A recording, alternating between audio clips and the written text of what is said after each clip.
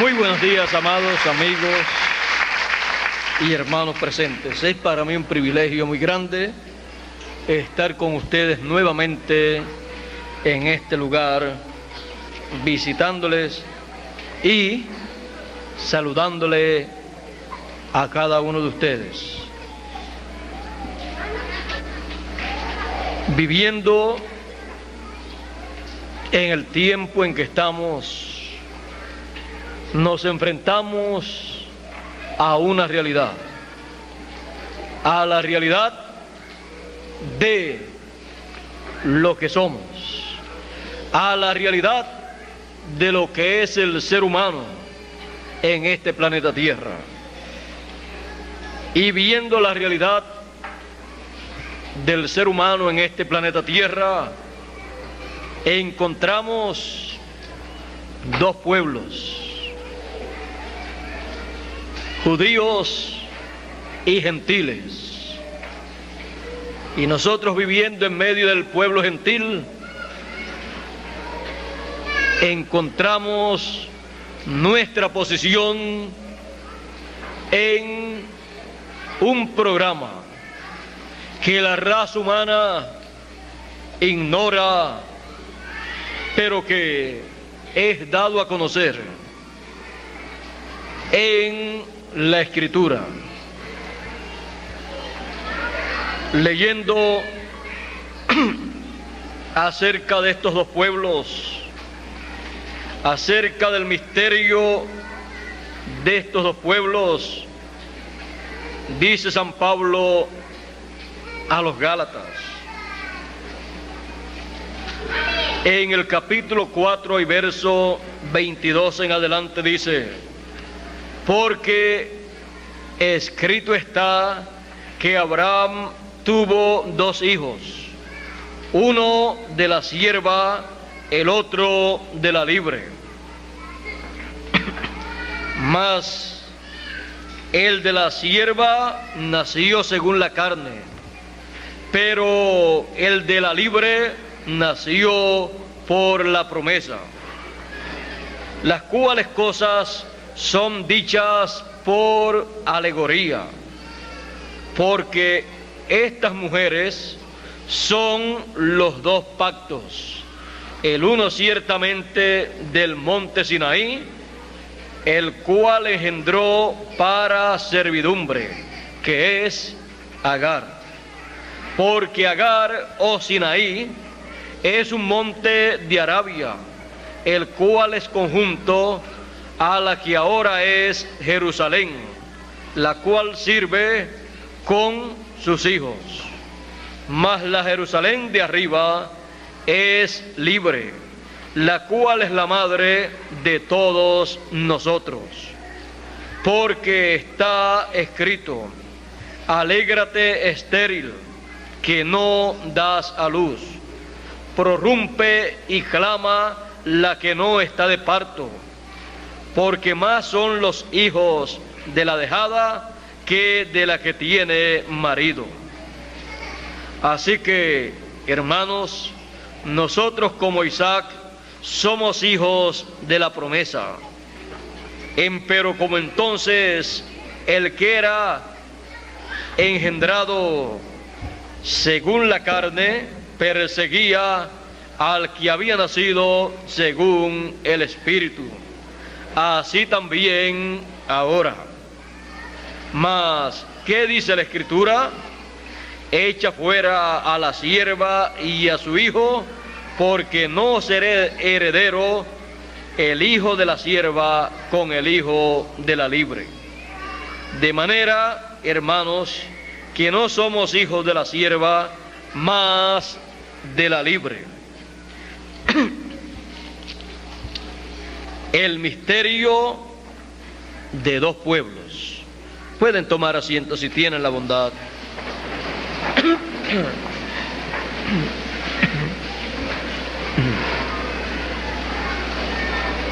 La Escritura nos habla del misterio del pueblo hebreo y del pueblo gentil. Dios, en medio del pueblo hebreo, se manifestó. Llevó a cabo a través del profeta Moisés una obra en la cual le fue establecida al pueblo hebreo, le fue establecido la ley. La ley le fue establecida al pueblo hebreo por Moisés. El pueblo hebreo para el pueblo gentil es un pueblo misterioso, pues el pueblo gentil no ha comprendido plenamente el misterio del pueblo hebreo, como tampoco el pueblo hebreo ha comprendido el misterio de los gentiles. Dos pueblos sobre la tierra, los cuales no han comprendido el misterio del uno y del otro, y han pensado en forma equivocada el uno del otro. Por esa causa, el apóstol San Pablo, escribiéndole a los romanos en el capítulo 11, escribiéndole a los gentiles, le habla del misterio del otro pueblo, del pueblo hebreo, y le dice, comenzando en el verso 25 del capítulo 11 de Romanos, dice: porque no quiero, hermanos, que ignoréis este misterio, porque es un misterio.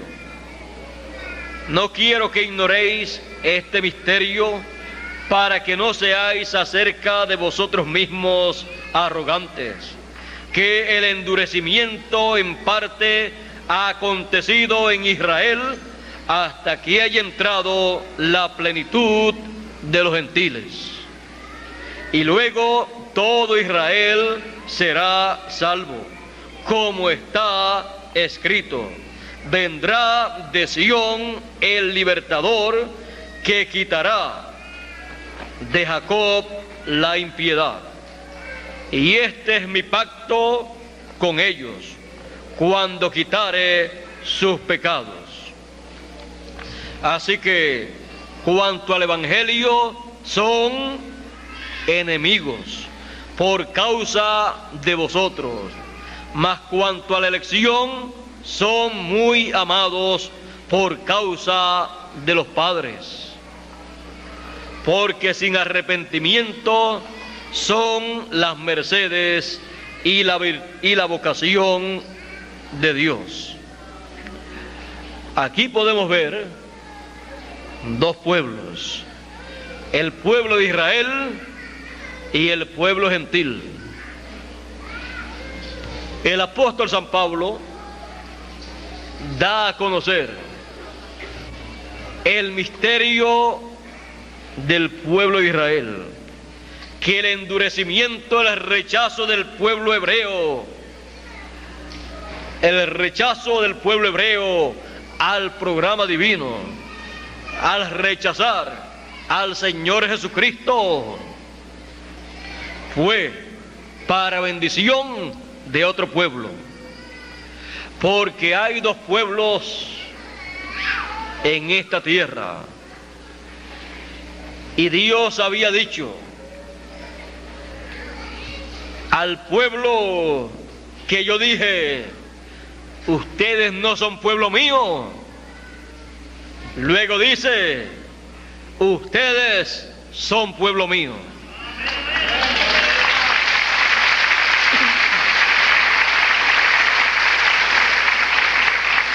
Mientras Dios estaba tratando con el pueblo hebreo, el pueblo gentil no estaba como pueblo de Dios.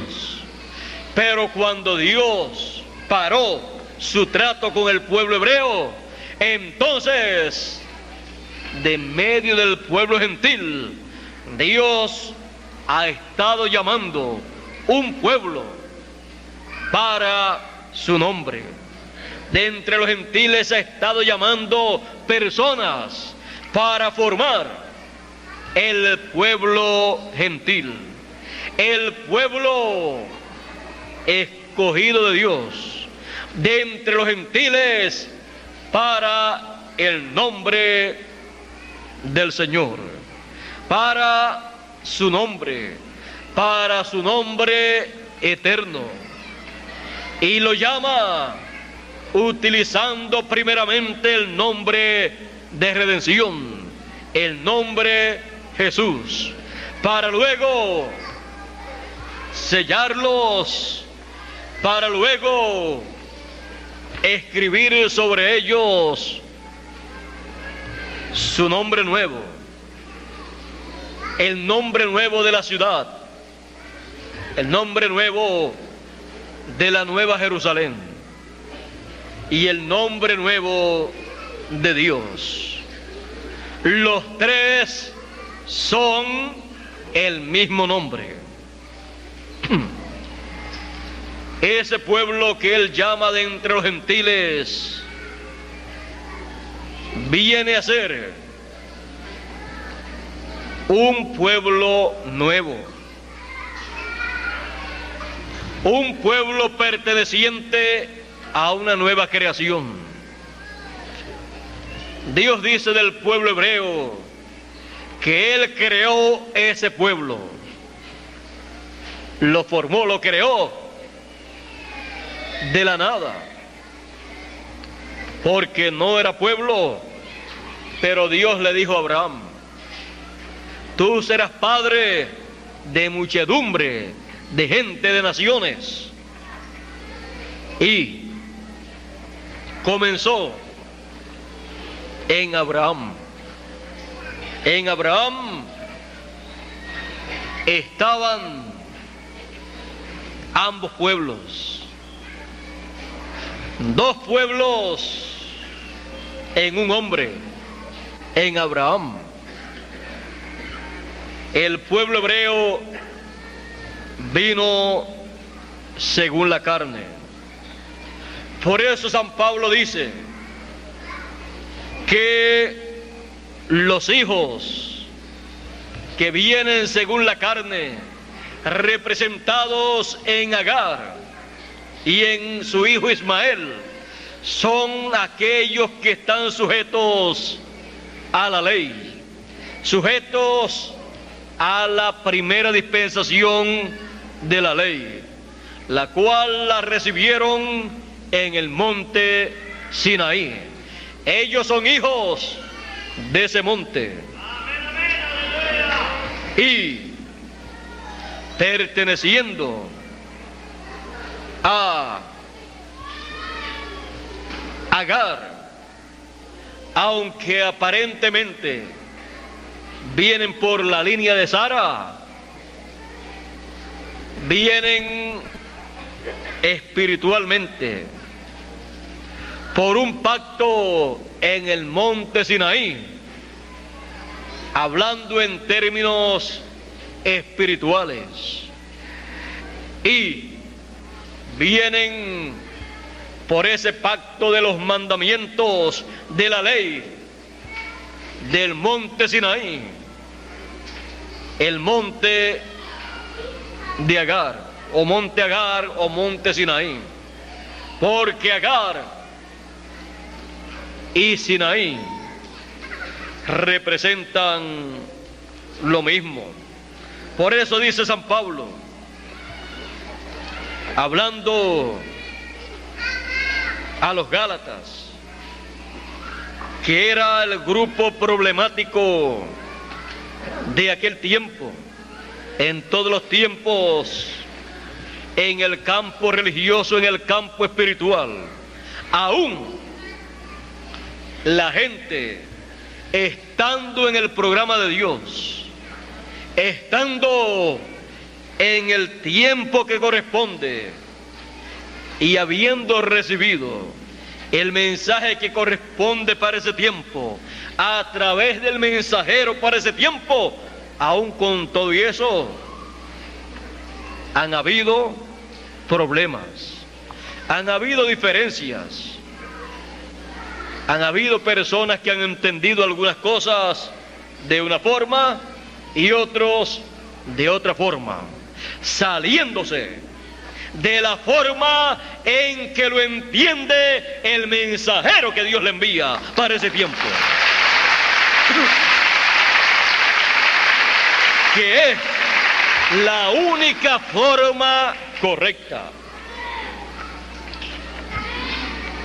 San Pablo había establecido a los Gálatas en el mensaje que correspondía para ese tiempo, pero al poco tiempo vino otra persona o otras personas predicando también, y comenzaron a predicarle el mensaje de la ley, un mensaje de una dispensación que ya había pasado, el cual San Pablo lo utilizaba como tipo y figura de un nuevo mensaje, del mensaje de la segunda dispensación, para establecer al pueblo sobre el fundamento correcto para ese tiempo.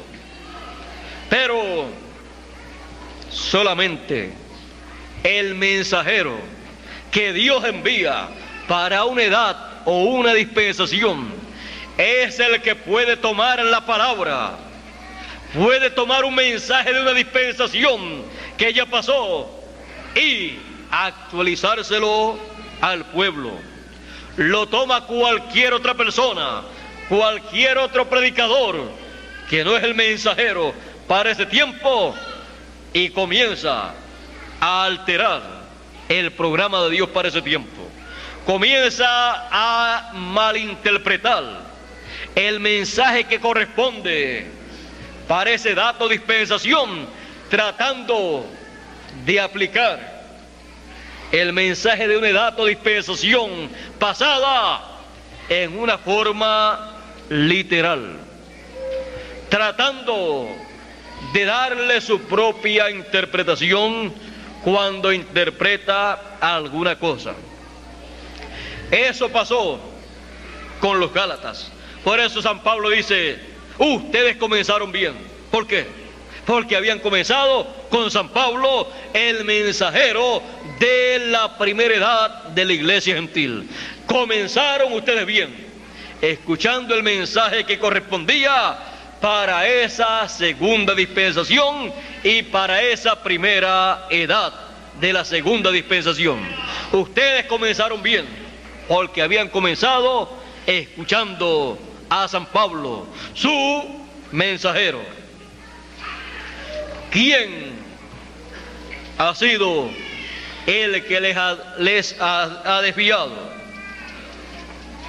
Eso no viene de parte de Dios. Estaban tratando de meter al grupo de los Gálatas, la iglesia de los Gálatas, a la primera dispensación, cuando ya habían comenzado en la segunda dispensación. San Pablo le pregunta a ellos: ¿cuántos de ustedes quieren escuchar la ley? Porque cualquiera que es circuncidado está obligado a guardar toda la ley. Así es que, ¿quieren ustedes escuchar la ley? ¿Quieren ustedes estar en la ley? Así es la ley. Pero San Pablo estaba en la gracia, en el evangelio de la gracia, en el mensaje de la segunda dispensación, en donde el mensaje de la primera estaba actualizado, y San Pablo se lo actualizó a ellos. Las cosas que podía actualizarle para la segunda dispensación. San Pablo conocía lo que era una dispensación, conocía los cambios de dispensaciones, conocía los cambios de edades también. San Pablo, primeramente Saulo, había sido un perseguidor de la segunda dispensación y del mensajero de la segunda dispensación, o sea, del Señor Jesucristo. Pero se encontró con el mensajero de la segunda dispensación en el camino a Damasco cuando perseguía a los creyentes de la segunda dispensación. Cuando se encontró con él, entonces pudo comprender. Y el mensajero de la segunda dispensación, Jesús de Nazaret, le dice o le pregunta: Saulo, Saulo, ¿por qué me persigues? Dura cosa te es dar coces contra los aguijones, o contra el aguijón. Y comenzó a darle a conocer el propósito de su vida aquí en la tierra. Comenzó a decirle a San Pablo, a Saulo, cuál era el plan divino para él. Le dijo que le había puesto por luz para los gentiles. Estaba dándole a conocer que le daba un mensaje para alumbrar la mente, el entendimiento y el corazón de otro pueblo, no del pueblo al cual él pertenecía físicamente, no del pueblo en donde él se crió, vivió, se educó, sino de otro pueblo. Un nuevo mensaje, un mensaje para otro pueblo, un mensaje para los gentiles. Por eso fue dicho: eres luz, te he puesto por luz para los gentiles. San Pablo tuvo un cambio muy grande. Él quedó ciego, y para recuerdo de ese tiempo, de esa experiencia, luego toda su vida tuvo problema en su vista, para tener así constantemente un recuerdo de aquella experiencia. Ahora San Pablo ha tenido un cambio grande. Saulo de Tarso, el perseguidor del cristianismo, se convierte en el mensajero del cristianismo más grande entre los gentiles, el cual estableció entre los gentiles la segunda dispensación. Con el mensaje de la segunda dispensación, y tenemos en el Nuevo Testamento las cartas y las doctrinas paulinas sobre las cuales el cristianismo se ha basado. Vino a ser el mensajero más grande de entre los gentiles en su tiempo, y vino a ser la persona que separó esos dos pueblos, los separó en cuanto a el mensaje. Dio a conocer que el mensaje de la ley correspondía al pueblo hebreo, y que el mensaje de la gracia fue dado para el otro pueblo, para los gentiles, y que cualquier hebreo que quisiera tener parte en la segunda dispensación tenía que entrar por ese mensaje de la segunda dispensación, el cual Él estableció entre los gentiles, y que el mensaje era para gentiles y para hebreos también.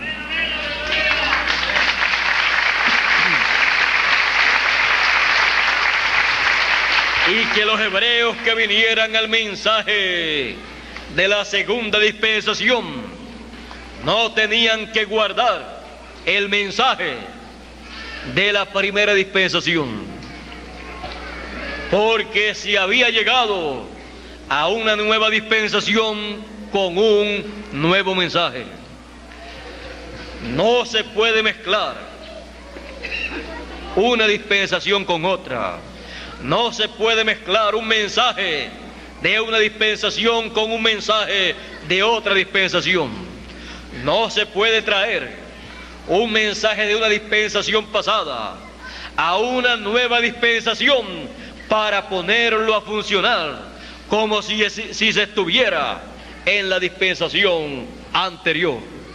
¿Y para qué sirve un mensaje de una dispensación pasada?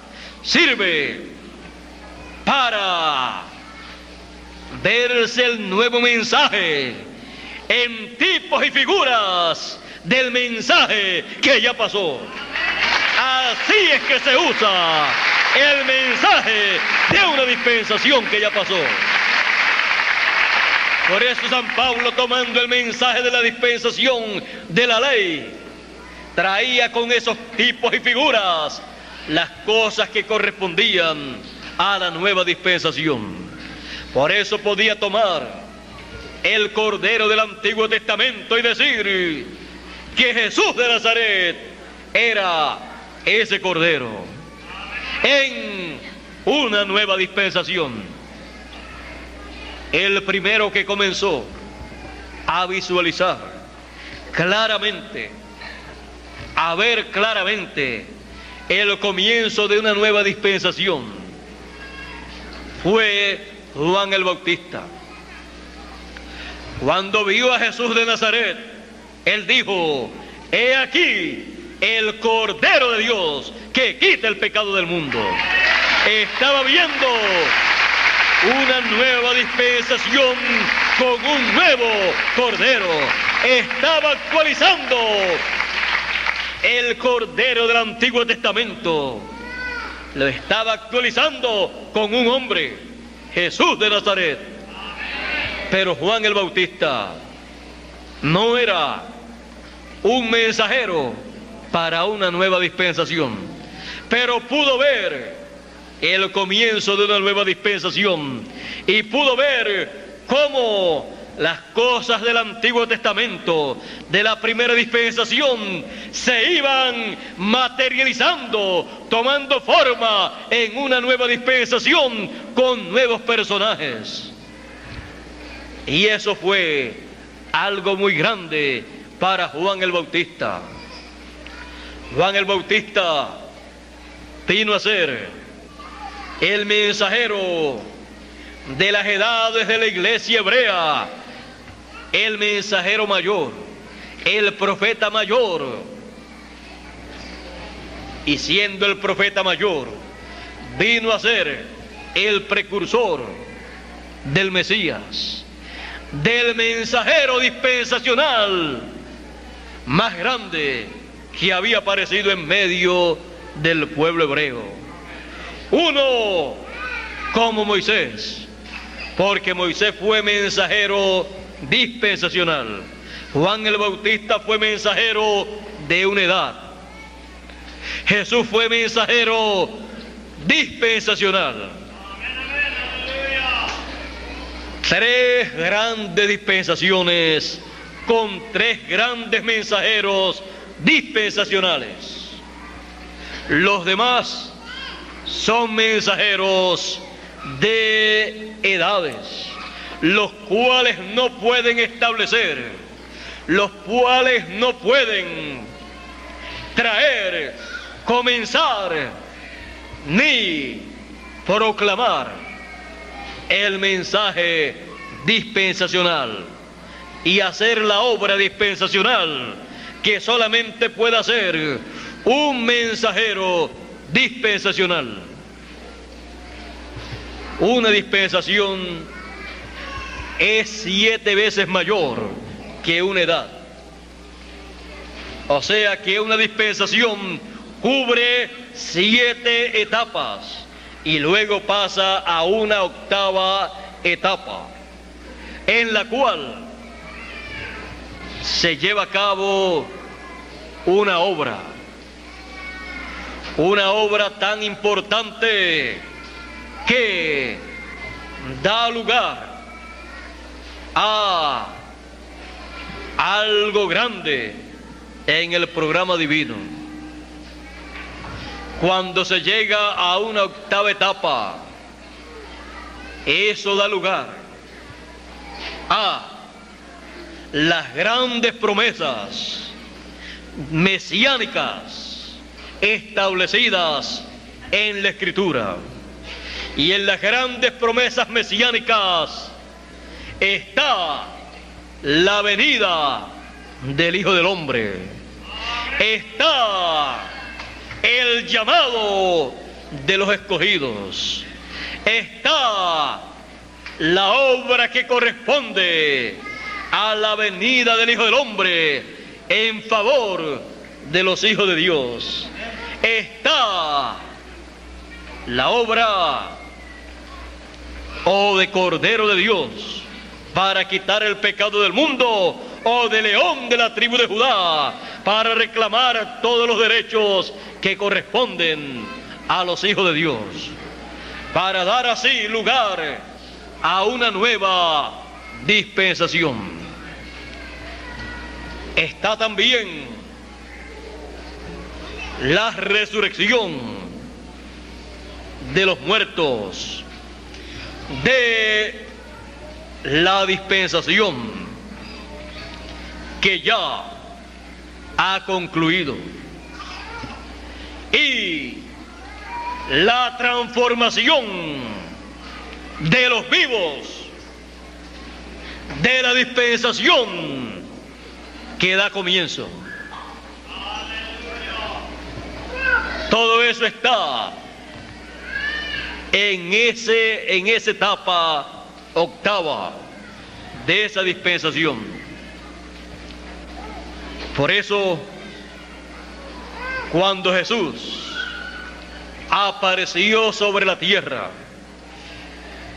Él apareció en medio del pueblo hebreo,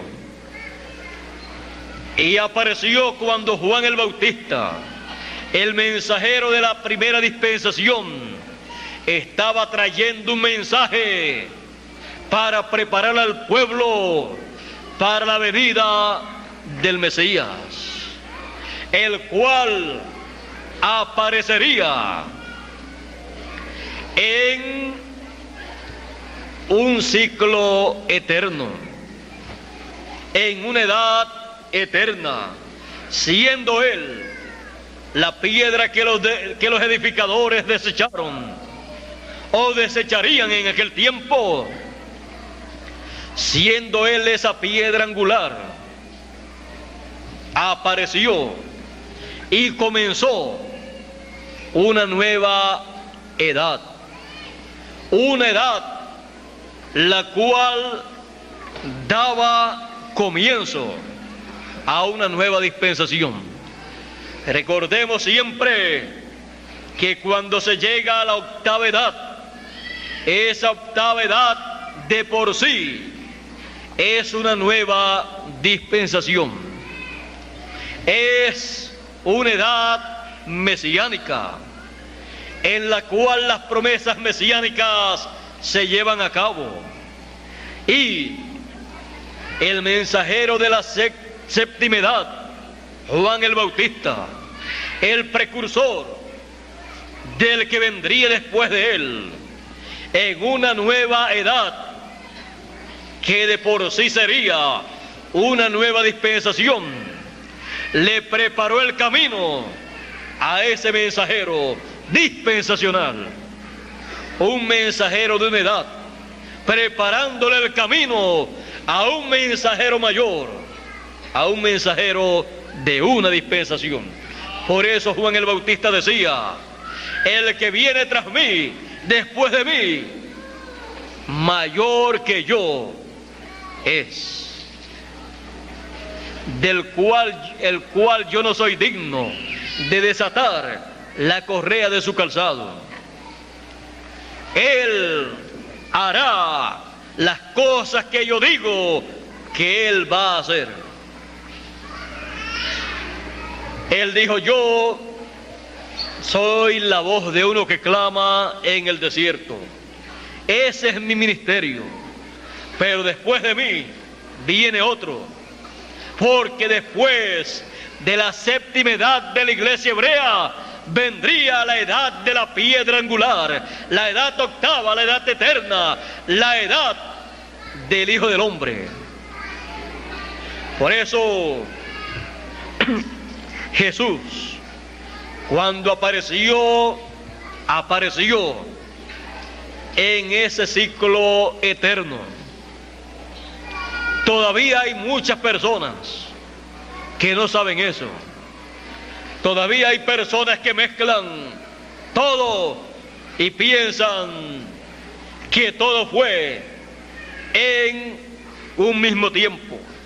Aparentemente todo ocurrió en un mismo tiempo, pero en edades y dispensaciones diferentes, lo cual solamente lo pueden discernir los mensajeros que Dios envía para hacer ese trabajo, los cuales reciben la revelación divina de lo que son edades y dispensaciones, y mensajeros de edades y mensajeros de dispensaciones.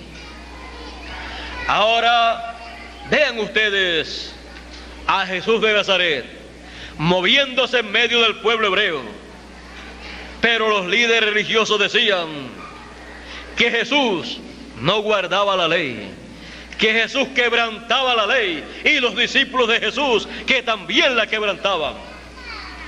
No podían comprender que Jesús estaba viviendo una nueva dispensación, estaba viviendo una nueva edad que de por sí era una nueva dispensación, la segunda dispensación, la edad y dispensación del Hijo del Hombre en su venida, en la cual la ley y los profetas estaba actualizado todo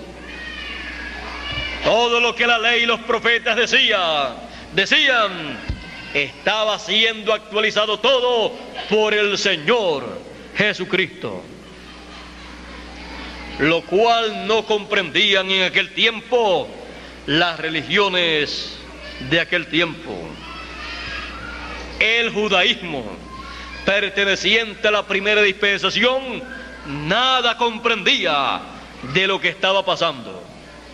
Más bien decían de Jesús: este es un hombre comelón y bebedor de vino, un hombre que siempre está metido en cenas, fiestas, bodas. Allá lo invitaron a unas bodas en Caná y allí estaba metido, y le gustaba tanto la fiesta que se acabó el vino y se lo dijeron y lo multiplicó, convirtió el agua en vino y siguió la fiesta.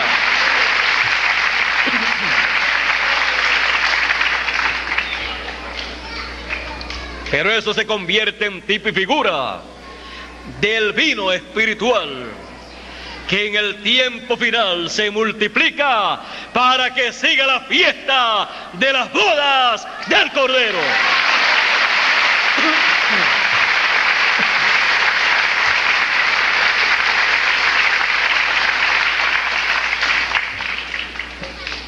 Porque en los profetas se refleja el programa divino, y Jesús, siendo profeta, en él se reflejó el programa divino que se llevaría a cabo, así como se reflejó también en otros profetas del Antiguo Testamento. Jesús sabía quién Él era. Él sabía en qué edad y dispensación estaba viviendo. Los demás no lo sabían.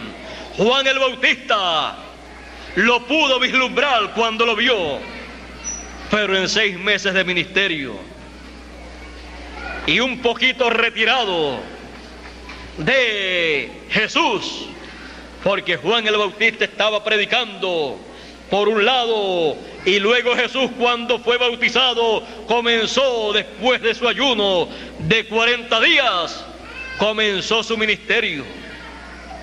Por otro lado, Jesús comenzó la semana número 70, la primera parte, los primeros 3 años y medio, y no tenía que estar detrás de Juan preguntándole nada. No tenía que estar detrás de Juan dándole cuenta. Juan dijo de él: el que viene después de mí es mayor que yo. Así es que si alguien tenía que dar cuenta, era Juan a Jesús y no Jesús a Juan. Juan lo comprendía. Por eso cuando Jesús entró al agua para que Juan lo bautizara, le decía Juan a Jesús: yo tengo necesidad de ser bautizado por ti y tú vienes a mí para que yo te bautice. No, Jesús le dice: Juan, conviene que cumplamos tú y yo toda justicia. Así es que yo no te voy a bautizar a ti, tú me vas a bautizar a mí. Y así entonces lo hizo Juan. ¿Quién era el que estaba dando órdenes? Juan quiso darle órdenes a Jesús: tú me vas a bautizar a mí porque tú eres mayor que yo. Jesús le dijo: no, tú a mí me vas a bautizar, para que se cumpla toda justicia. No es asunto de gustos y de colores, sino de cumplir toda justicia conforme a la Escritura. Y entonces Juan, cuando Jesús le aplicó la palabra, entonces Juan lo bautizó. Así es que el menor bautizó al mayor. Así era la forma que tenía que cumplirse. Pero después que lo bautizó, lo vio en otra ocasión y le dijo a los discípulos: he aquí el Cordero de Dios que quita el pecado del mundo. Este es aquel del cual yo hablaba. Viene uno detrás de mí, después de mí, del cual yo no soy digno de desatar la correa de su calzado. Y cuando los discípulos, Juan, escuchó esto y otro de sus discípulos, entonces dijeron dentro de sí: ¿y qué hacemos entonces con Juan? ¿Qué vamos a hacer entonces siguiendo a Juan si hay uno mayor que Juan? ¿Qué vamos a hacer siguiendo a Juan y su mensaje si ya Juan y el mensaje de Juan nos mostró uno mayor que vendría y nos dijo: este es el hombre? No nos vamos a quedar aquí estancados. Y se fueron detrás de Jesús. Jesús, cuando los ve, les dice a ellos: ¿qué quieren ustedes? El Hijo del Hombre no tiene ni dónde recostar su cabeza. Así es que no vengan detrás del Hijo del Hombre buscando ni dinero, ni comodidades, ni nada de esta tierra, porque no tiene ni dónde recostar su cabeza. Las aves tienen nidos y las zorras tienen cuevas, pero el Hijo del Hombre está sin un centavo. No tiene ni dónde recostar su cabeza. Estaba como Jacob, que cuando salió huyendo no tenía ni dónde recostar su cabeza y tuvo que buscar una almohada. Y cuando la encontró, era una roca, una piedra. Pero ahí recostó su cabeza. El Hijo del Hombre no tenía una almohada, no tenía una cama donde dormir. Había dejado la casa de José y María, porque había llegado el momento de comenzar la etapa de los 3 años y medio de la semana número 70 de la profecía de Daniel. Y cuando llegó a ese momento, se olvidó de todo lo demás. Comenzó sin nada. Pero era el Hijo del Hombre, era el Mesías, el ungido, era el Cristo. No importaba su condición económica, no importaba su apariencia, sino la realidad bíblica que en él estaba cumpliéndose. Jesús sabía quién él era. Juan el Bautista lo conoció, porque el que lo envió a bautizar le dijo a él: sobre el cual tú veas al Espíritu Santo descendiendo en forma de paloma sobre él, ese es él. Ese es al cual tú le estás preparando el camino.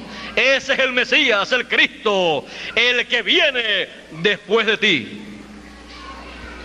Juan el Bautista se sintió muy feliz cuando vio a Juan y a su hermano que fueron siguiendo a Jesús. Así comenzó Jesús su ministerio. Ahora Jesús comenzó también a llamar a sus discípulos, a escoger a sus discípulos. A uno les decía: ven tú y sígueme. Y les dijo a sus discípulos: venid en pos de mí. A aquellos pescadores sencillos, humildes, que no tenían grados de teología, no tenían nada, y el Hijo del Hombre nada tenía tampoco, solo lo que estaba prometido para ese tiempo, pero no tenía educación teológica de los seminarios y de las universidades de aquel tiempo. Y le dice a aquellos pescadores: venid en pos de mí y yo os haré pescadores, pero de hombres. Yo les voy a actualizar vuestro trabajo.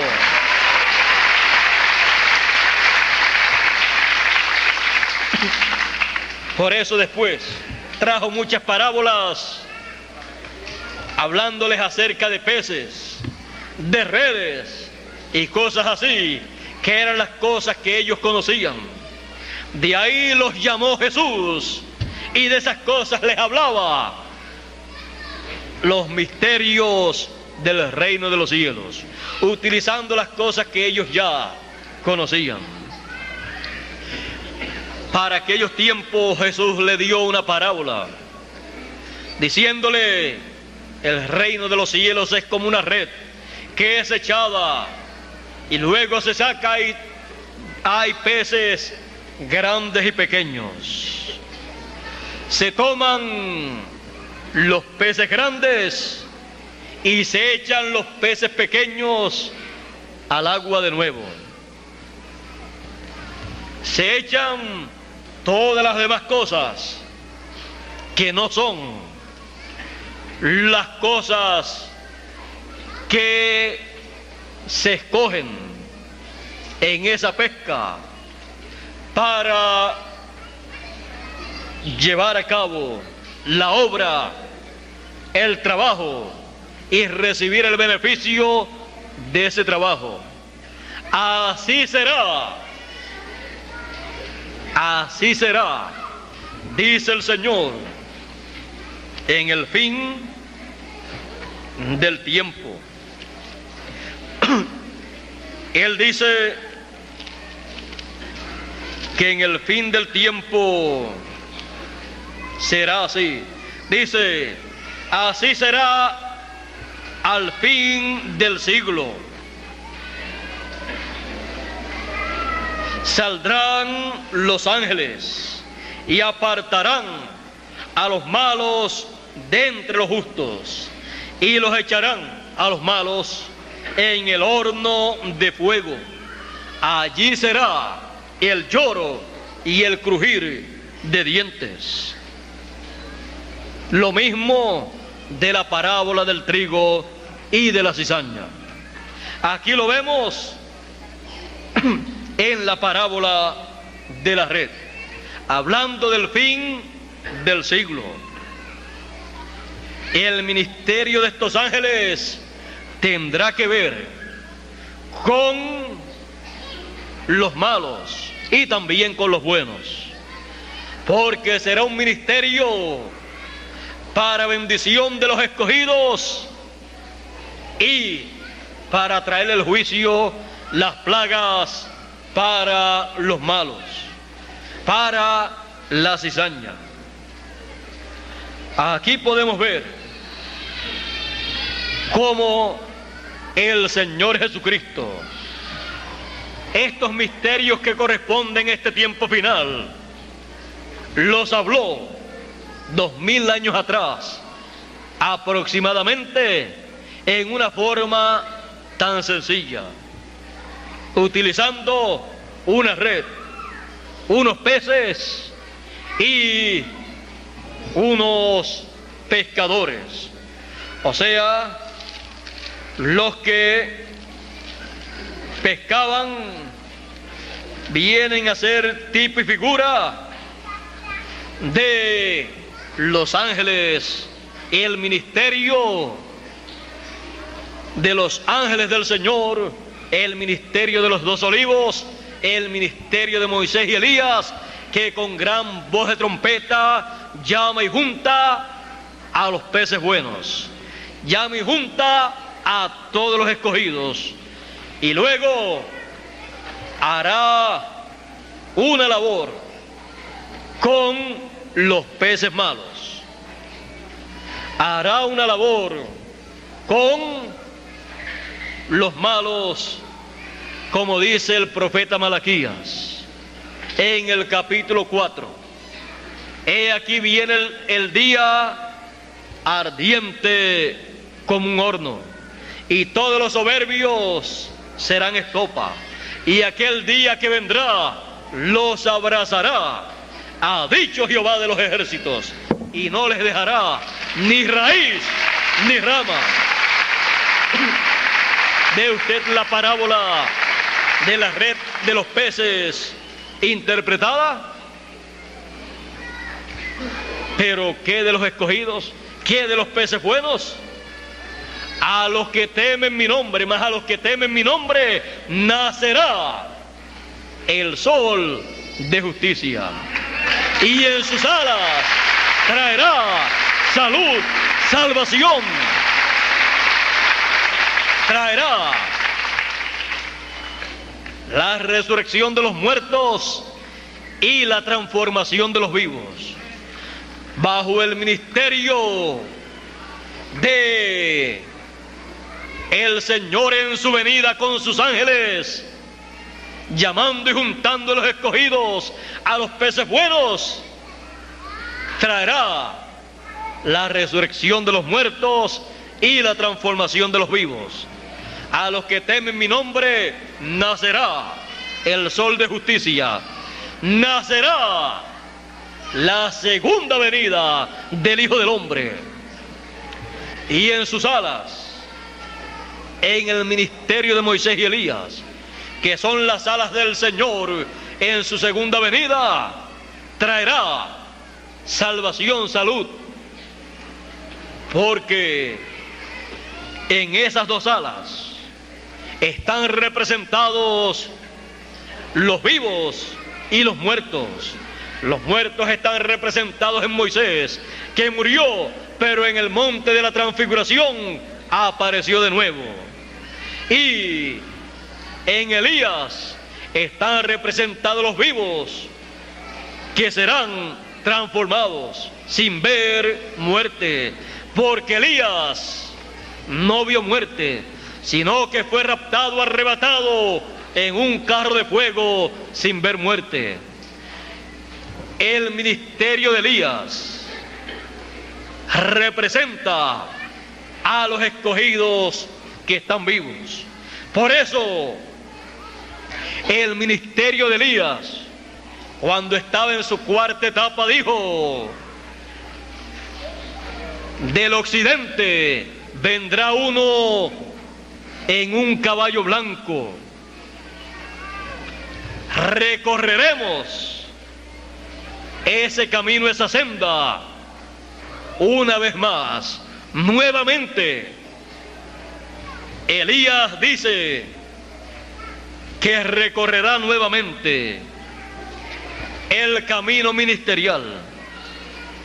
Estaba el ministerio, el espíritu y virtud de Elías manifestado por cuarta vez, y dice que se manifestará por quinta vez con un ministerio que viene del occidente cabalgando sobre un caballo blanco. El otro ministerio prometido es el ministerio de Elías. El otro ministerio es el ministerio de Moisés. El ministerio de Moisés por segunda vez cabalgará, ministrará en este planeta Tierra, y lo acompañará por quinta vez el ministerio de Elías. El ministerio de Elías, por quinta vez manifestado, acompañará al ministerio de Moisés y será recorrido el camino ministerial profético en beneficio de todos los escogidos, para traer la resurrección de los muertos y la transformación de los vivos. Será recorrido el ministerio profético nuevamente para de la red sacar los peces buenos, los peces que serán los escogidos, y para echar fuera los peces malos, representando así a los escogidos, los hijos de Dios, los peces buenos, y los peces malos a los hijos del mundo. Esto acontecerá en el tiempo final, conforme a ese programa. Todo esto ha sido mostrado en las parábolas de Jesús, ha sido mostrado también en los mensajes de los profetas del Antiguo Testamento. Todo esto ya está programado, y lo que estaremos viendo aquí en este planeta Tierra será el cumplimiento de lo que ya ha sido prometido. Todo está ordenado, todo estará moviéndose conforme a la Escritura.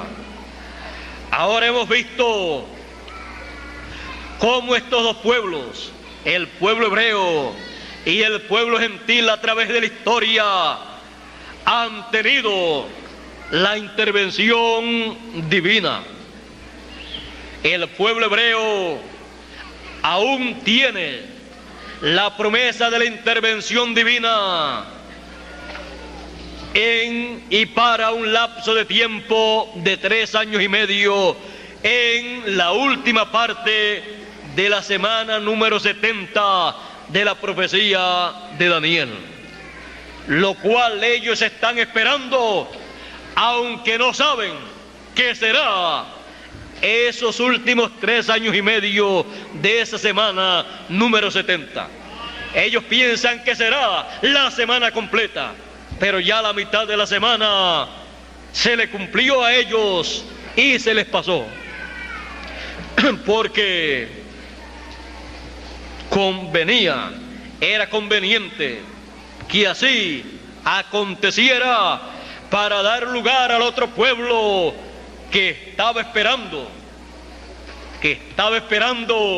la intervención divina y la bendición divina para que de en medio de ese pueblo Dios llamara para su nombre un pueblo, el cual está escrito en el cielo.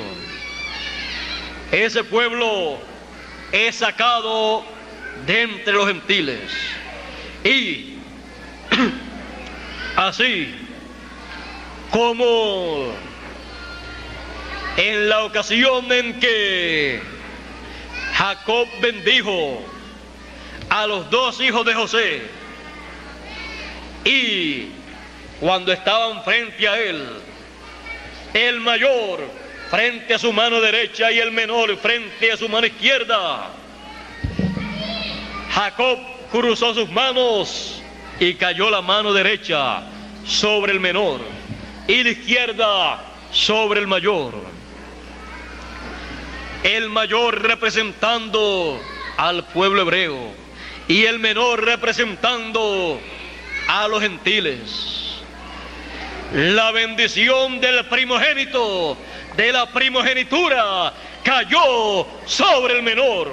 Jacob dijo: yo sé que lo estoy haciendo mal, aparentemente. Yo sé que la bendición de la primogenitura corresponde al mayor, y yo estoy colocando mi mano derecha para dar la bendición de la primogenitura sobre el menor. Lo estoy haciendo mal, aparentemente. Pero aún lo que un profeta aparentemente hace mal, en el programa divino, si es algo que tiene que ver con el programa divino, lo está haciendo muy bien para dar lugar a que Dios haga lo que Él tiene planeado. José le dijo: papá, este es el mayor y este es el menor. Tu mano tiene que estar sobre el mayor, la mano derecha, y tu izquierda sobre el menor. Su hijo quería corregirle a su padre. Los dos eran profetas, pero al que le tocaba echar la bendición era a el padre de José y no a José. Si José la llega a echar, echa la bendición sobre el mayor. Pero José pensaba: ya papá está muy ancianito, ya está por morir, y como antes de morir hay que echar la bendición sobre los hijos, papá, como ya está en esa edad, ya pues no, quizás no se le olvidan las cosas y yo lo voy a ayudar. Y como que un profeta como que no puede ayudar a otro profeta. Cada uno tiene que hacer su parte en la forma en que Dios quiera que la haga. Y el uno no puede corregir ni llamarle la atención al otro. Cada uno tiene su parte en el programa divino. José quería corregir a su padre, que era profeta también, pero no fue permitido. Jacob dijo: Dios ha cruzado mis manos, así es que déjalas quietecitas ahí, porque la bendición viene en esta forma.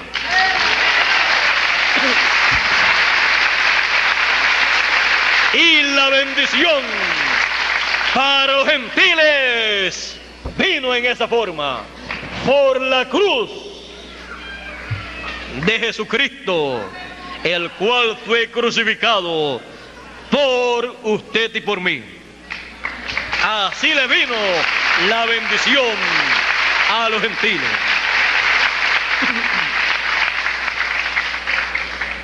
Ahora pueden ver que el mayor,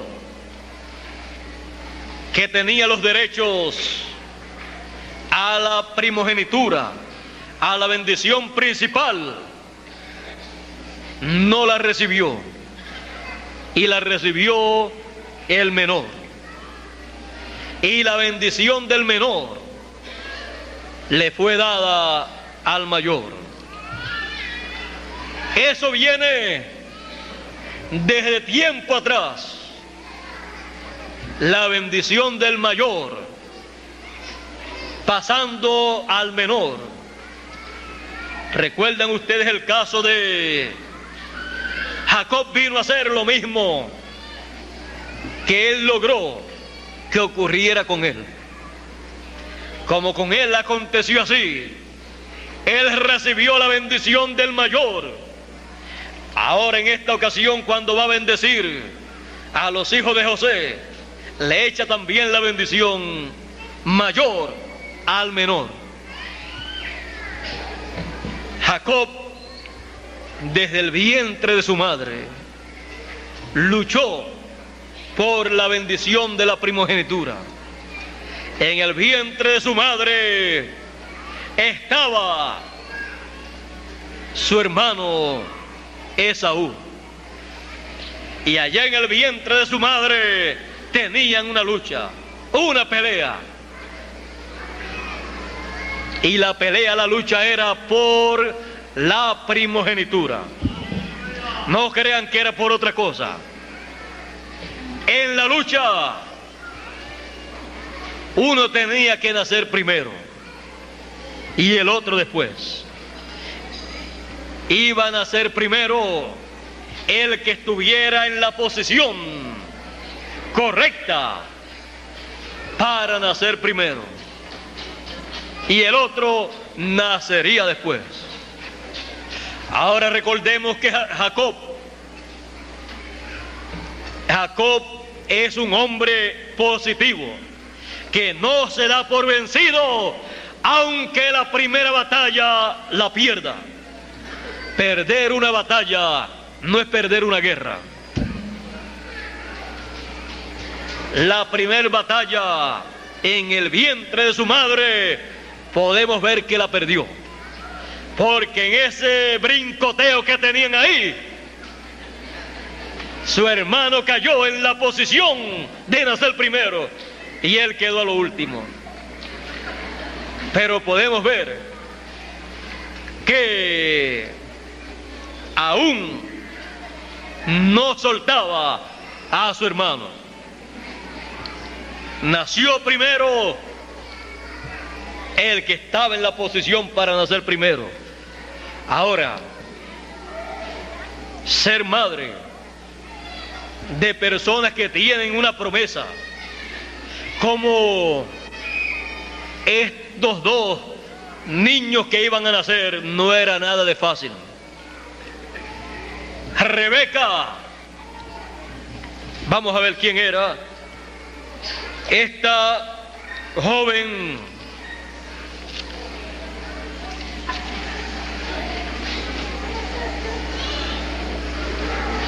Rebeca tenía una batalla dentro de ella. Ella no lo comprendía. Estaba ella muy preocupada por lo que estaba aconteciendo dentro de ella. Ella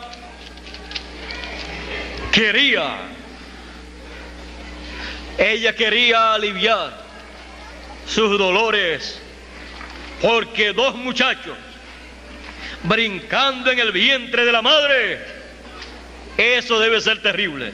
Si uno nada más, cuando es muy brincón, no deja ni dormir a su madre, ¿cómo serán dos ahí luchando en el vientre de la madre? Las que han tenido esa experiencia saben lo que es eso. Ahora,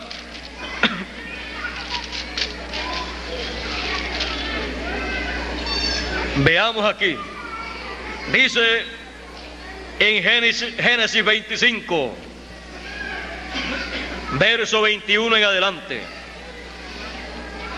verso 20 en adelante dice: y era Isaac de 40 años cuando tomó por mujer a Rebeca. Era Rebeca,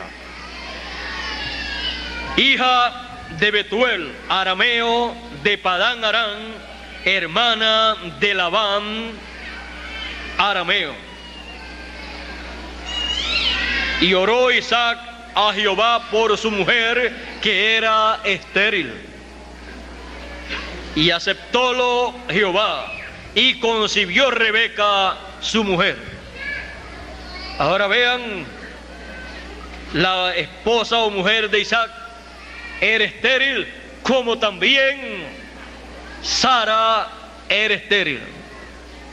Bueno, si Isaac nació de una mujer estéril y Dios le abrió la matriz, ahora se tropieza con que su esposa es estéril también. Y oró a Dios como Abraham oró a Dios. Y Dios escuchó su oración.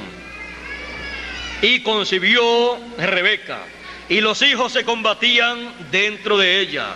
Y dijo: si es así, después que quería un niño, ahora cuando tiene dos, como que en ella se le estaba cumpliendo algo ahí. Ahora tiene dos niños, quería uno y ahora tiene dos. Y después que quería tener niños, ahora dice: si es así, o sea, si esto es así, ¿para qué vivo yo? Y fue a consultar a Jehová.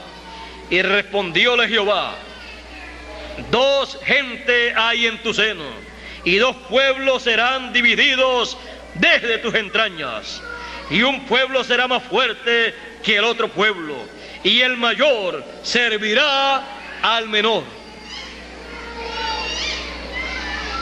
Ya desde el vientre de su madre, ya estaba todo por Dios preparado. Por eso dice la Escritura que Jacob, de Jacob y Esaú, que Dios dijo, aún sin hacer ni bien ni mal, porque no habían nacido, aunque estaban peleando dentro del vientre, pero era una pelea, una lucha por nacer primero. Dice Dios: a Jacob amé y a Esaú aborrecí. Dios sabe por qué habla en esa forma. Ahora dice: el mayor servirá al menor. Y dice que hay dentro de ella, de Rebeca, dos pueblos ahí luchando. Dos pueblos representados en dos criaturas que estaban en el vientre de Rebeca. Y como se cumplieron sus días para dar a luz, he aquí mellizos en su vientre. Y salió el primero rubio y todo velludo como una pelliza, y llamaron su nombre Esaú. Y después salió su hermano, trabada su mano al calcañar de Esaú. O sea, no lo dejaba ni nacer, lo tenía agarrado, pero logró nacer primero. Ahí de seguro la partera ayudó a Esaú. Pero dice: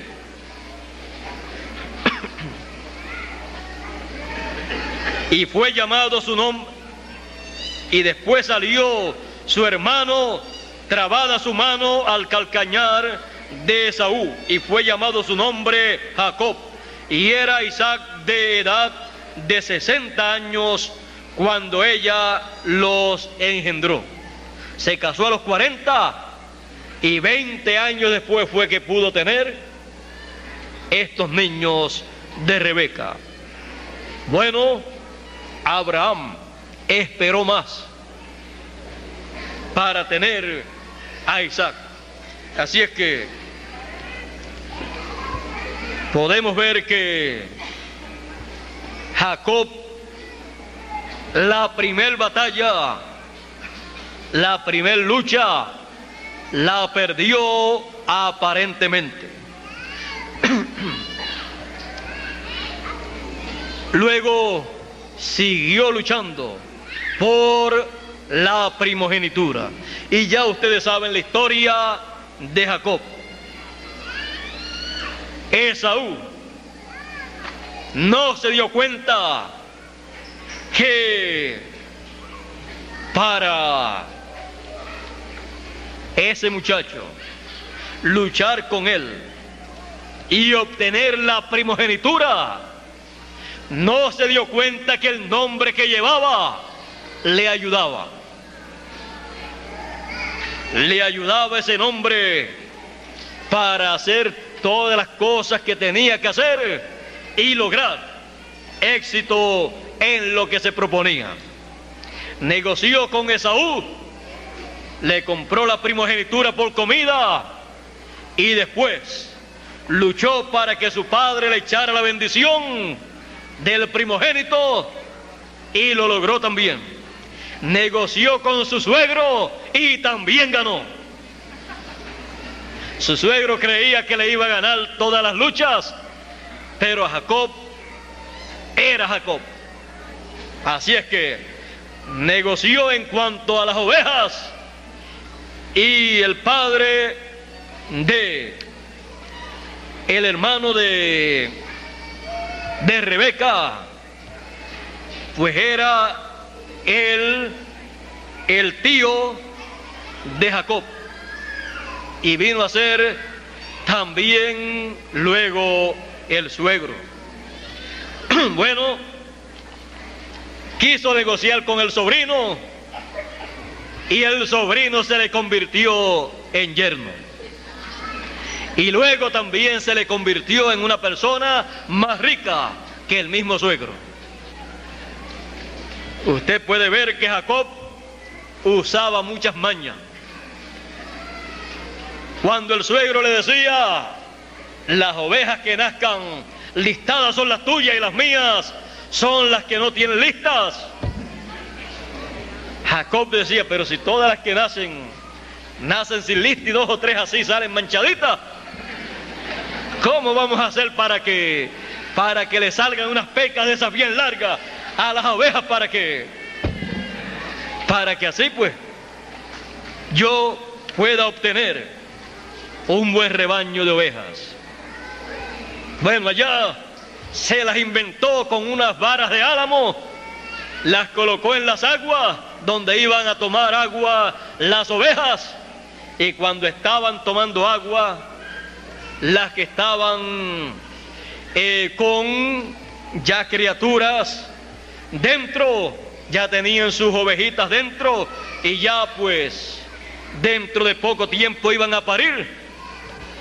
Cuando se le cumpliera su tiempo, pues cuando Jacob llevaba esas ovejas que él sabía que estaban en estado de embarazo, cuando las llevaba al agua y estaban esas varas listadas así, como él quería que salieran las ovejas, él, siendo profeta, reflejó en esas varas de álamos las listas que él quería que tuvieran las ovejas, las colocó en las varas de álamo, y entonces cuando estaban tomando agua y viendo esas varas de álamo ahí en el agua y que se reflejaban en el agua y ellas las podían ver también, las asustaba. Y cuando las asustaba, ahí se manchaban esas ovejitas que estaban dentro de sus madres, y eso era toda la técnica que él utilizaba.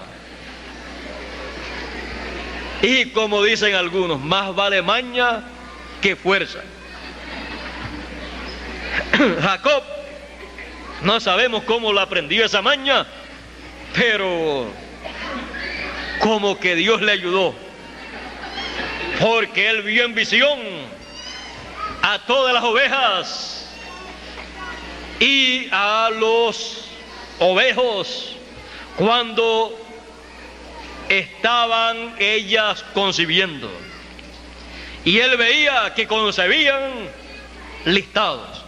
Así es que él tuvo que ver algunas otras cosas en esa visión que Dios le dio. De seguro vio esas varas de álamo e hizo conforme a como vio, y como Dios quería bendecirlo, aunque digan que es maña, Dios le estaba ayudando.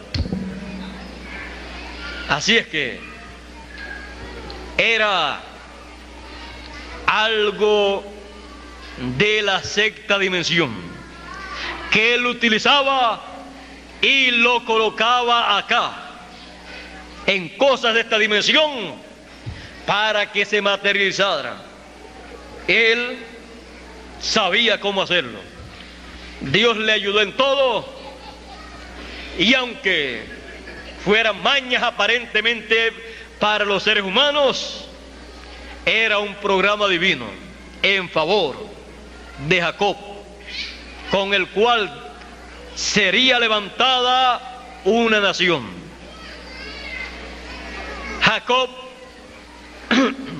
tenía la primogenitura. Jacob tenía la bendición de Dios.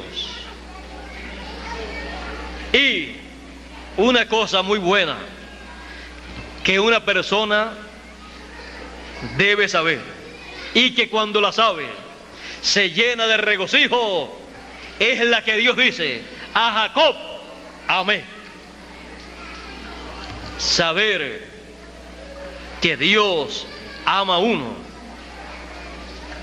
es saber que todas las bendiciones que Él tiene son de uno, que todo lo que Dios está llevando a cabo es en favor de esas personas que Él ama.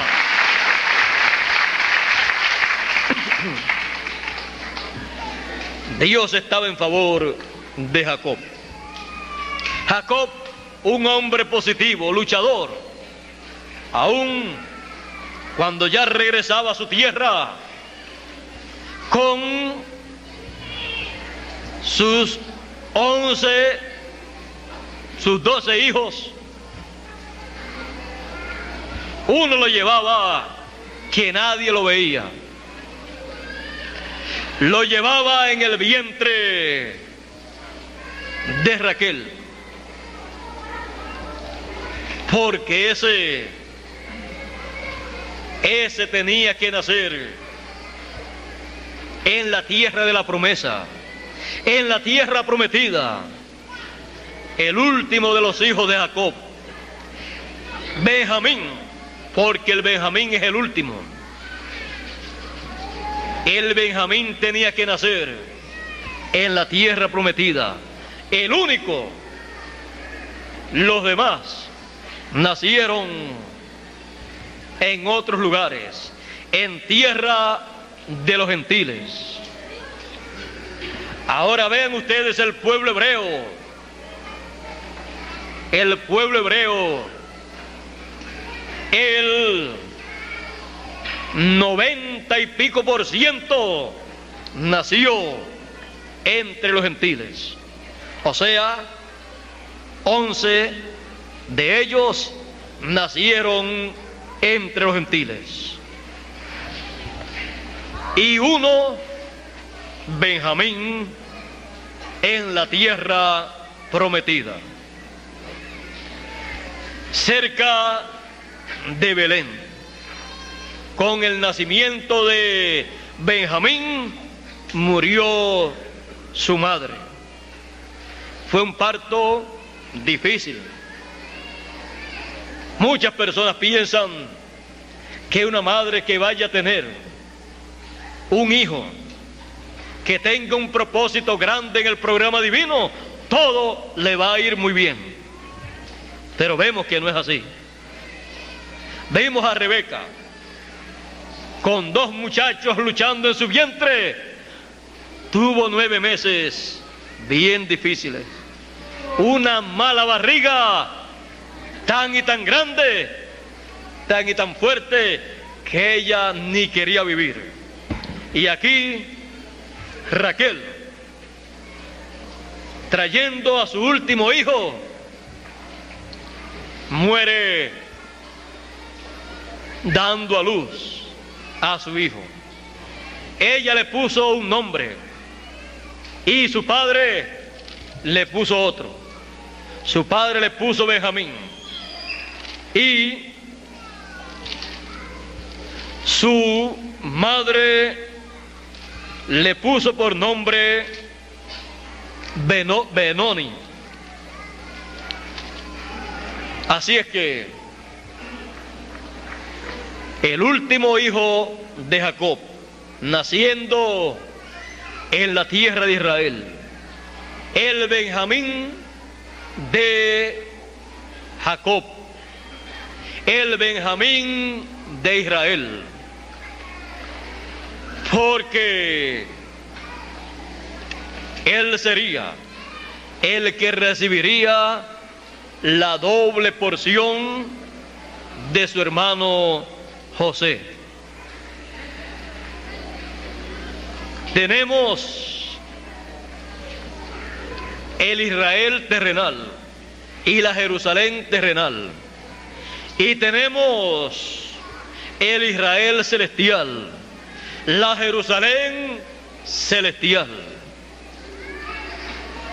De el Israel y la Jerusalén celestial saldrá el Benjamín que tendrá la doble porción para traer al pueblo gentil y al pueblo hebreo la bendición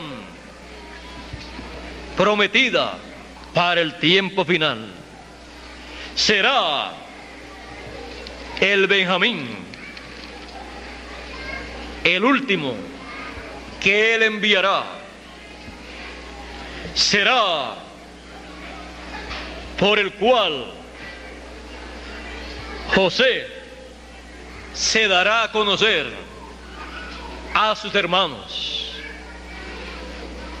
José se dio a conocer a sus hermanos cuando vio al Benjamín, a su hermano, y nuestro José,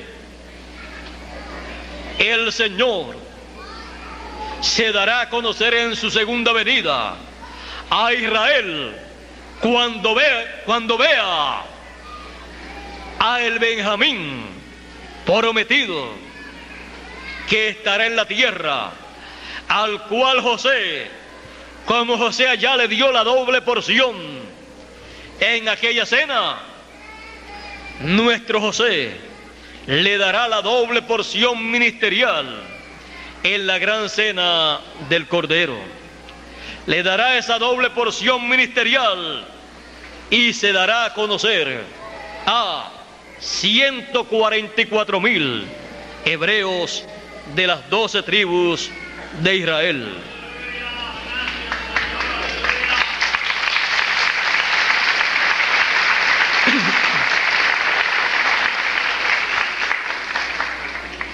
Estas son las promesas para estos dos pueblos. Estos dos pueblos tienen una promesa, la cual se entrelaza en medio de esos dos pueblos. Primero se lleva a cabo en medio del pueblo gentil, y son llamados los escogidos de entre los gentiles en el cumplimiento de esa promesa. Y luego son llamados de entre los hebreos del otro pueblo, los escogidos para unir a ambos pueblos, traer a ambos pueblos a un mensaje, una dispensación y un mensajero dispensacional, y colocarlos a ambos pueblos en la cima del monte de Sión, siendo sellados ambos pueblos con el nombre del Señor Jesucristo, su nombre nuevo, con el nombre de la Nueva Jerusalén, el nombre de la Nueva Jerusalén, y con el nombre eterno de Dios, pues ambos pueblos tienen la misma promesa. Los gentiles escogidos tienen la promesa: al que venciere, yo le daré que se siente conmigo en mi trono, la edad eterna, la edad del trono, y yo le haré columna en el templo de mi Dios, y nunca más saldrá fuera, y escribiré sobre él mi nombre nuevo, el nombre de la ciudad de mi Dios y el nombre de mi Dios. Y los escogidos de entre el pueblo hebreo tienen la promesa de tener escrito en sus frentes el nombre del Cordero y el nombre del Padre. Dos pueblos que en el tiempo final se entrelazan el uno con el otro en la promesa del fin del tiempo, y reciben el conocimiento del programa divino que Él está llevando a cabo en este tiempo, y así entonces comprenden lo que aconteció en el pasado a través de la historia de estos dos pueblos. El endurecimiento en parte ha sido hasta que entre la plenitud de los gentiles, hasta que entren los escogidos de entre los gentiles, y luego todo Israel, 144,000 serán salvos, porque vendrá de Sión el libertador. El libertador en su segunda venida viene a Sión, a los escogidos de entre los gentiles, y luego para ir al pueblo hebreo, ya estando entre los gentiles en el cumplimiento de su venida en Sión, entonces va de Sión a los 144,000. ¿Para qué? Para buscarlos, sellarlos y colocarlos en Sión. Por eso dice: y vi sobre el monte de Sión al Cordero con 144,000 que tenían su nombre, el nombre del Cordero y el nombre de su Padre, porque es en el monte de Sión la edad eterna, la edad de la piedra angular, la etapa octava, la tercera dispensación. Es el lugar en donde son sellados en sus frentes todos los escogidos.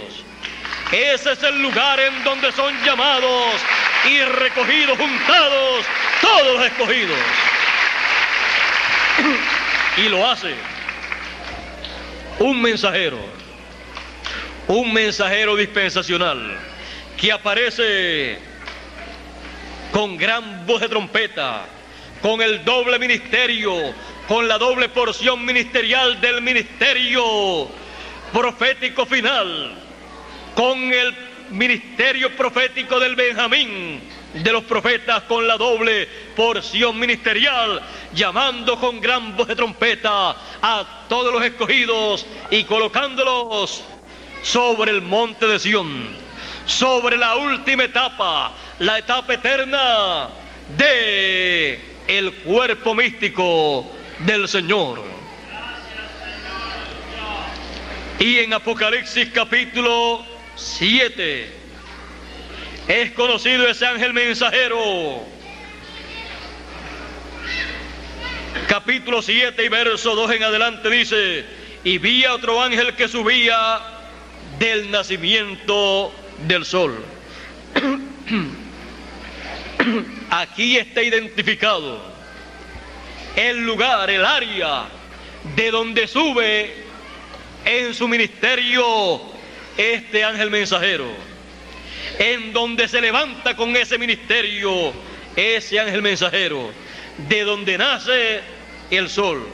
A los que temen mi nombre nacerá el sol de justicia, de donde cumple Dios la segunda venida del Hijo del Hombre. Como el sol de justicia, de ahí se levanta ese ángel mensajero con ese ministerio para ir al pueblo hebreo. Dice: teniendo el sello del Dios vivo.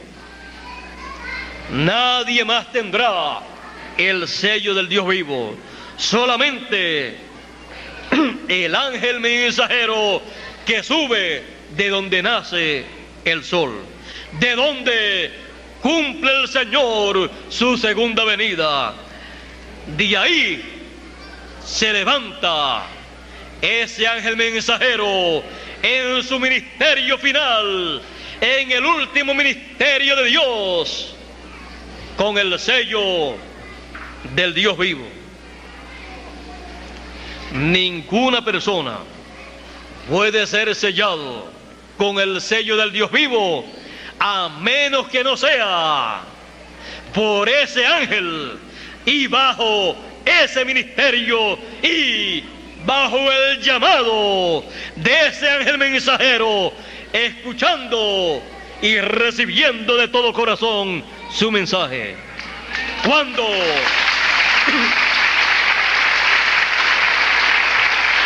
vemos a ese ángel y escuchamos su mensaje de gran voz de trompeta y somos juntados en la cima del monte de Sión, somos sellados con el sello del Dios vivo.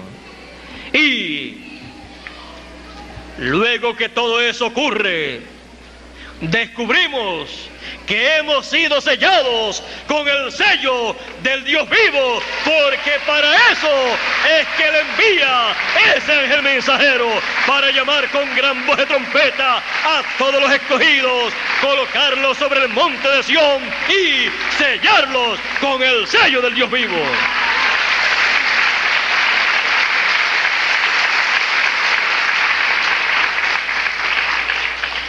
Y se encuentran entonces en pie delante del Hijo del Hombre en su venida en el monte de Sión, siendo testigos del gran acontecimiento profético de la venida del Hijo del Hombre con sus ángeles, llamando con gran voz de trompeta a sus escogidos y sellándolos en sus frentes.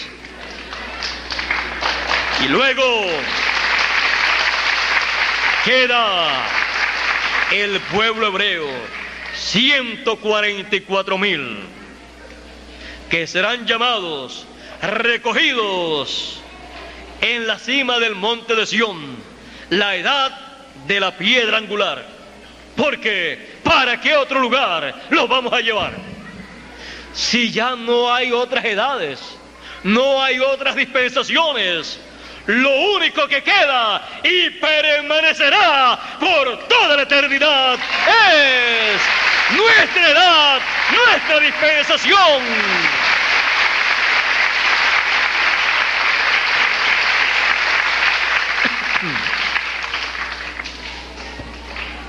Nos vamos a traer para nuestra edad, para nuestra dispensación, 144,000 hebreos, 12,000 de cada tribu, a su tiempo.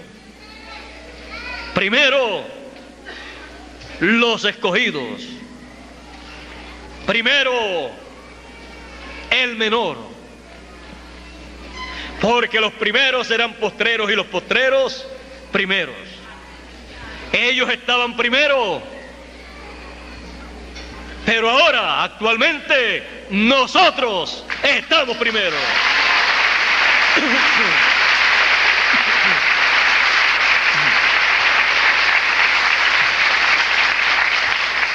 Porque la bendición cayó sobre el menor, sobre el último. Y la bendición que nos ha tocado, la bendición que nos ha tocado, nadie nos la podrá quitar, porque la hemos recibido con el corazón, la hemos recibido con nuestro espíritu, con nuestra alma, con nuestra mente, con nuestro entendimiento y con todas nuestras fuerzas. Y Dios nos ha dado esa bendición.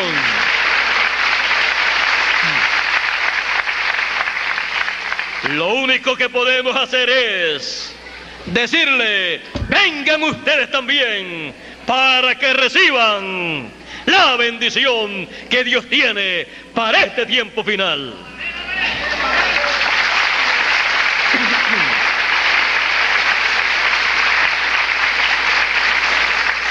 Tenemos la bendición del mayor, la bendición de la primogenitura, lo más grande, la bendición más grande que un ser humano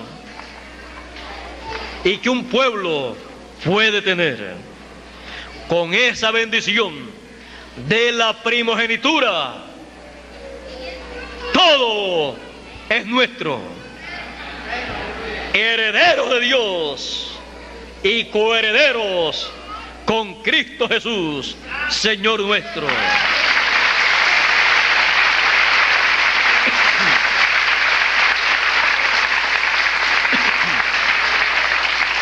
Y el mayor servirá al menor. El menor, los escogidos de entre los gentiles, tendrán quien les sirva. 144,000 para aquí en la tierra, durante el milenio y durante la eternidad, tener a través de quien llevar a cabo un sinnúmero de cosas que los escogidos de entre los gentiles tienen que llevar a cabo.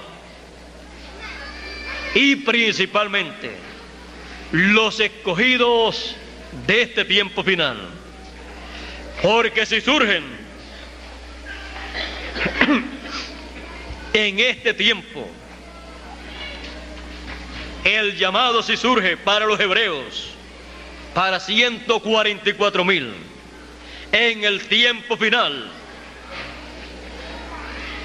a los escogidos de entre los gentiles del tiempo final, será a los que más le tendrán que servir, los siervos que estarán sirviéndole a los escogidos, que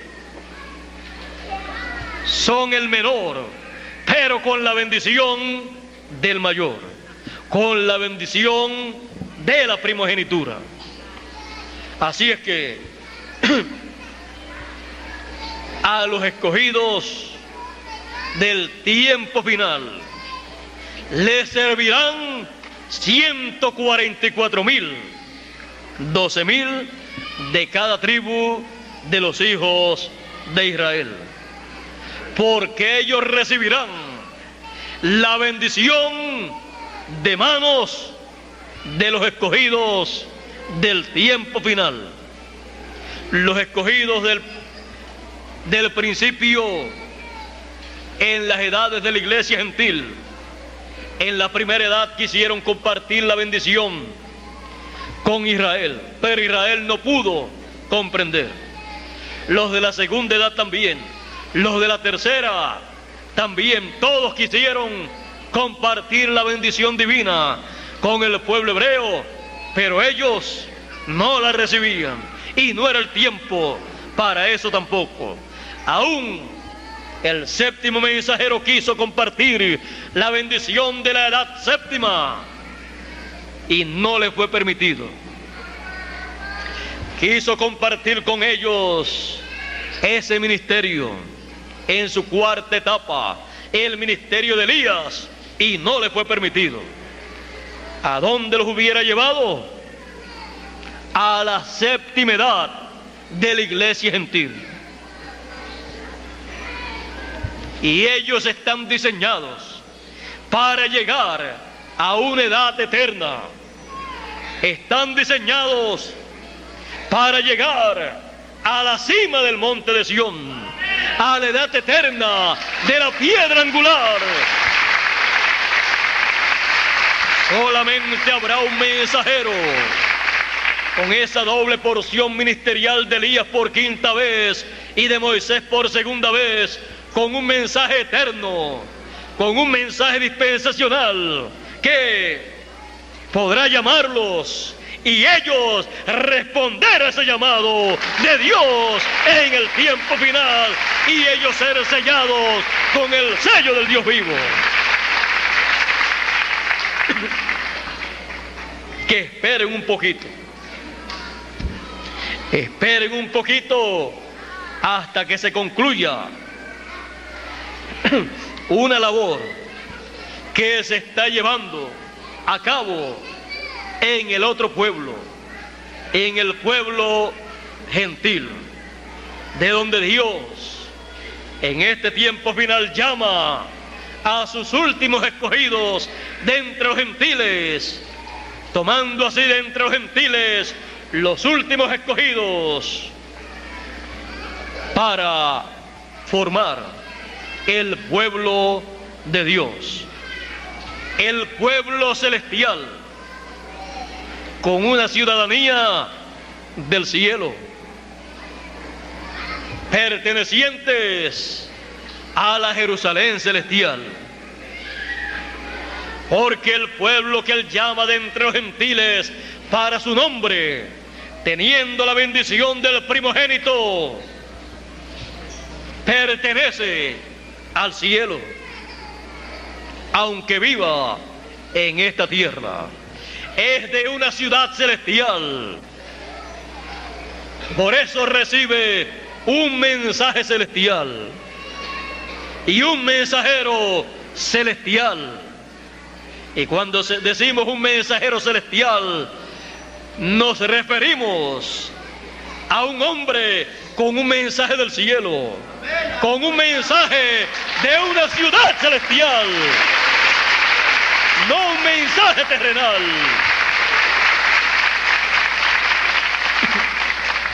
El mensaje de la Nueva Jerusalén para los escogidos de la Nueva Jerusalén es el mensaje de ese ángel que aparece con el sello del Dios viviente.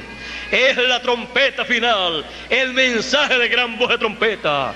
Por eso nadie más podía proclamar ese mensaje, porque no era un mensaje terrenal, sino celestial, traído a la tierra a los seres humanos para hacer su relación, su conexión con el cielo y poder recibir la transformación de nuestros cuerpos y la resurrección de los muertos, lo cual está muy cerca, lo cual está por acontecer.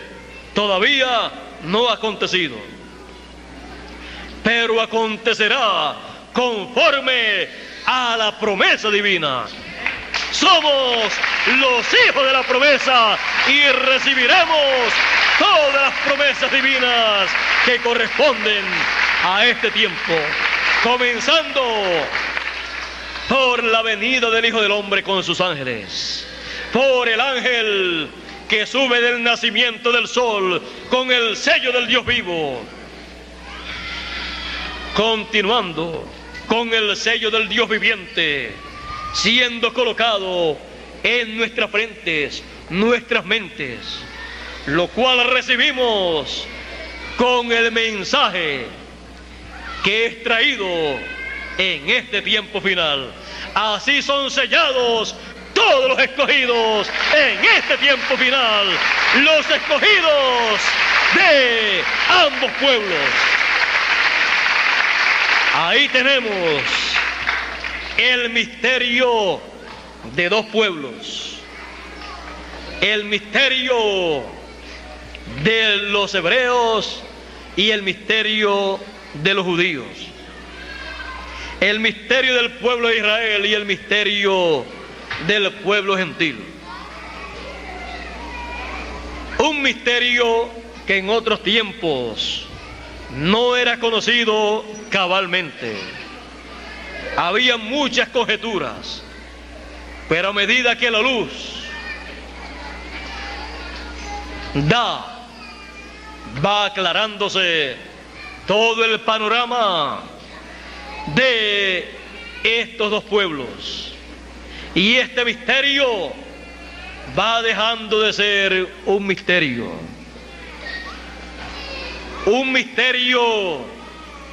abierto al público, deja de ser un misterio, viene a ser una revelación de algo que estaba oculto de la mente, del entendimiento de los seres humanos.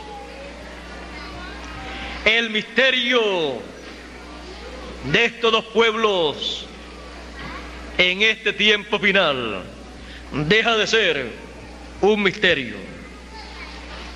Tenía que estar en un misterio antes, porque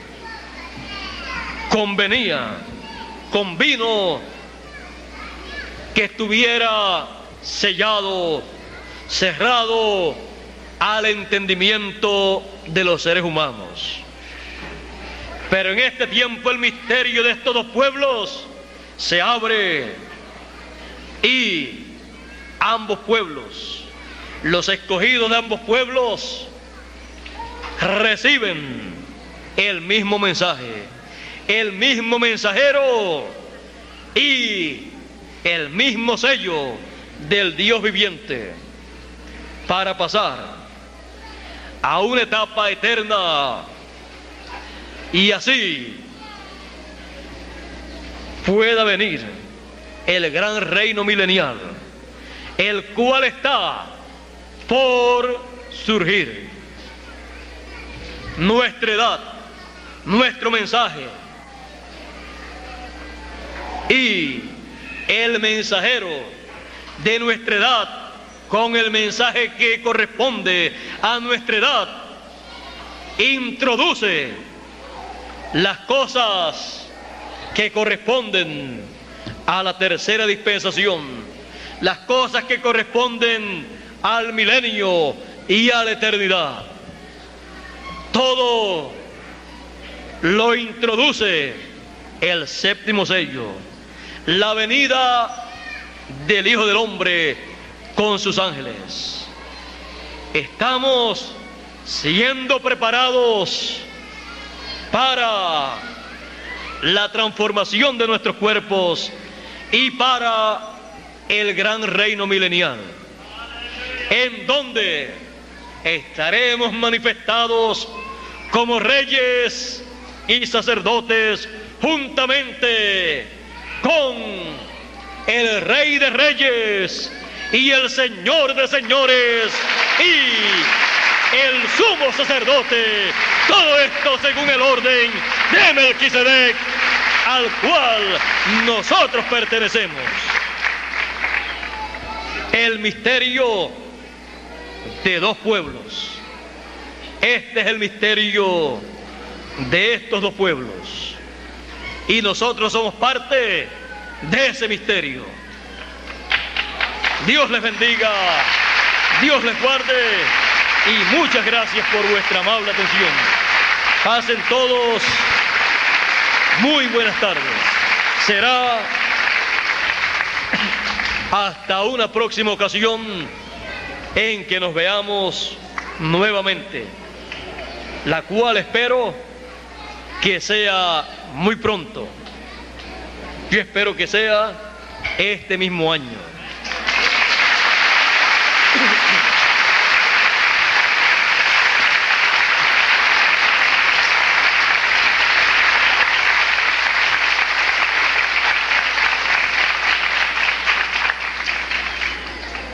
Ya sea que estemos en estos cuerpos o en cuerpos ya transformados.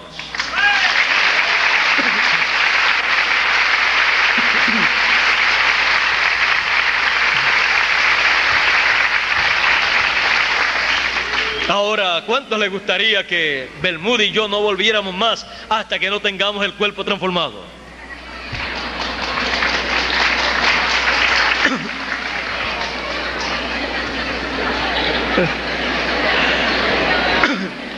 Como que casi todos supieron lo que yo les dije.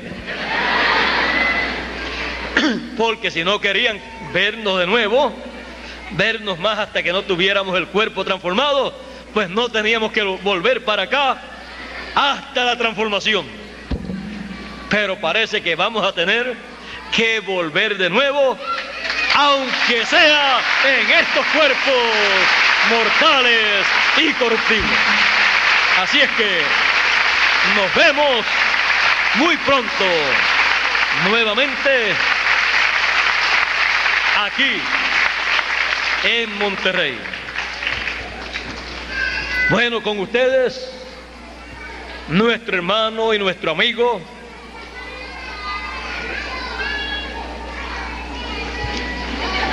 Miguel Bermúdez Marín.